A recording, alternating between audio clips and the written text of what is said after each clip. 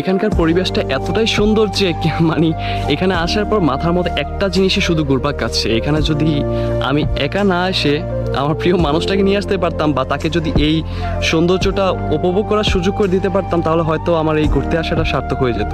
সবার উদ্দেশ্যে এতটুকুই বলবো, কখনো একা আসবেন না, তাহলে অবশ্যই মানুষটাকে মিস করবেন।